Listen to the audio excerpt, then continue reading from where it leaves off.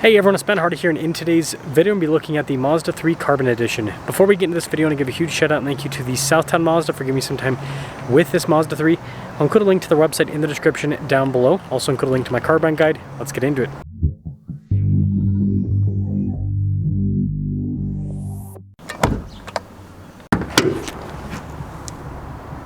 Under the hood we have a 2.5 liter 4-cylinder that goes through a 6-speed automatic transmission.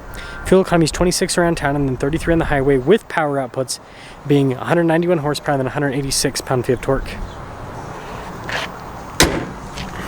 Before I move forward with this review, I do want to mention if you want to see more videos just like this, then I recommend you subscribe because I post content every single day. Now taking a look at the hood, you guys can see it's flat there on the center and then kind of falls off a little bit on either side. Really love Mazda's headlight design. Pretty cool looking, and you can see how the grill is all blacked out on this Carbon Edition, and overall so far cool looking car. Now around the side here, our tire wheel setup is 215 by 45 by 18 in the front and over on the rear. And you can see here with the wheels you've got the blacked out trim there all around, and then I like how it contrasts the gray on this particular one. Do have some like silver trim around the windows, which is interesting. Blacked out mirror cap though, but there's your side profile. And this leads us to the key fob. We got the Mazda logo there, nothing on that side, but we do have our lock and unlock on the other side, and pretty simple.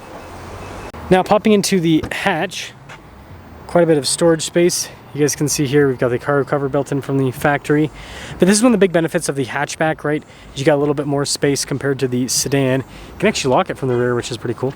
But anyways, with this, just plop that down. Really cool taillight design here. You can see all-wheel drive there on the other side. You got the dual exhaust tips at the bottom, and that's the rest of the rear. Now taking a look at the door panel here in the back, you can see with the red stitching throughout, and it's actually soft touch here at the top too, so they did a good job on the interior. And then here are the seats, bright red, so you gotta like red with this car. Popping in, not too bad. So legroom back here, I mean, for this type of car, it's pretty reasonable, I'd say. It does slope a bit with the roof line here, so it does get in the way of headroom a little. Now, take a look at the front door panel again. Same thing with the soft touch and the cool red stitching. All of our window controls here, mirror adjustments as well. You got the door lock and unlock there. Blind spot monitoring with the mirrors. And then here is the front seat again, the red leather. Adjustments there on the side. This is cool. And then you can see the little pedals down below as well. And then this does have memory seats.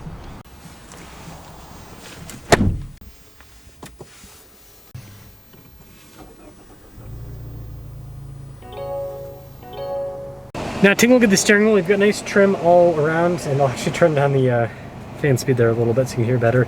Even the airbag cover kind of looks fancier. But anyways, you've got adaptive cruise control, you've got your volume voice command controls with this as well. Regular stocks there in the back too. Now the gauge cluster here in the center is a screen, as you can see, but you've got the other elements there, so it kind of has like an analog and digital feel, which, I don't know, I like it. So, sorry, quite a bit of glare, but just a regular backup camera in reverse, and then just like other modern Mazdas, not a touchscreen. It's all controlled with a dial, so yeah, I mean, you can do Apple CarPlay and Android Auto with these so that you can have a touchscreen with that functionality. It's just this not. Soft touch here on the dash, and then you got more of that nice red stitching that goes across. And we've got our dual zone climate controls down below, heated seats as well. And then this is cool how it goes across, and then pretty good storage there. Got little storage space up front, some cup holders. Shifter there for the 6-speed automatic. You do have a sport mode built in, and then physical controls for the center, a little volume control too. It's pretty cool. I like the trim on the top and the stitching on the side too. That's nice. And then manual mirror dimmer, and then we do have a sunroof up top with this as well. So here's our window sticker for this 2025 Mazda 3. You can see all the standard equipment with this. Pretty straightforward. And the optional equipment. Total MSRP $32,430. See how it performs.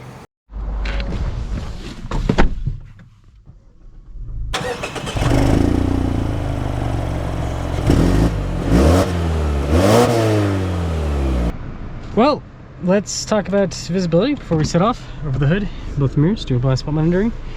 Through the rest of the rear. And let us set off in this Mazda 3 hatchback carbon. And don't you worry, folks, we'll get a review on the turbo eventually. 25s are just now trickling in. We'll be getting some reviews on the 25 CX-5s and stuff soon, which will be nice. Every time I get into a Mazda, I always love it. Just, you know, the material use that they have, everything, like this, the design of the steering wheel and the shape and everything just feels premium. You know, there's luxury cars. Like, a good example is BMW. I think that BMW does a pretty bad job with their steering wheels in terms of how they feel in your hands. Like, this feels, in my opinion, better than a BMW steering wheel. So that's like a good example.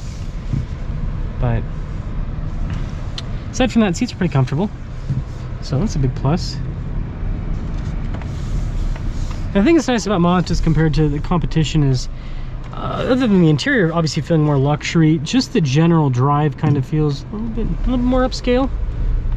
Still, you can tell it's an economy car, but it drives well. Road noise isn't too bad, suspension's pretty comfortable. I guess like the Mazdas are less clunky, less hollow than you know what you get with like a Toyota, for example. Honda does a pretty good job nowadays, but Toyota, like, close the doors, they're pretty hollow sounding. Pop it into the sport mode here. I like how Mazda on the window sticker doesn't list the transmission anymore because people go, 6-speed. But the 6-speed in this, as you can see, it's quick to respond. It's a reliable transmission as well. So yeah, it's a 6-speed, but it's a good 6-speed. And that's what counts. That is what counts. Now aside from that, it's just nice in here. You know, this is just over $30,000, and it feels like what some of the luxury cars are like at the $50,000 price range. Like, I just reviewed a Mercedes CLA 250. That's $48,000.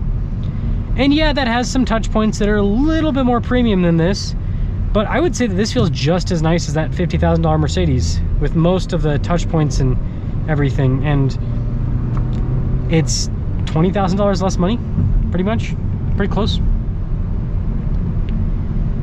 Yeah, gotta love Mazda. Gotta love what Mazda does.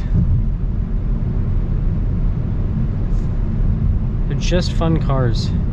And the steering's good. That's the other thing that kind of separates us in the segment, is the steering is so good in the Mazdas. It gets quick, and it's fun. It's like it's got a level of engagement to it.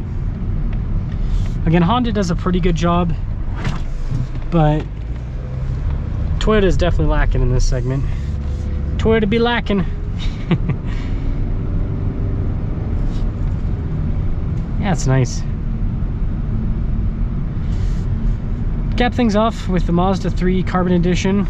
If you're not going to get the turbo, this is a good way to go. You got the heated seats, you've got the dual zone climate, you've got this super nice interior, it looks good on the outside, and yeah, it's a little bit more affordable than the turbo. And that's kind of what the Carbon Edition's always been about, is offering kind of a premium package, you know, and at a more reasonable, or at a reasonable price point would be a good way to put it. Yeah, nice car. Let me know what you guys think about the Mazda 3, but I think this is still probably, especially in that turbo form, probably the best in segment.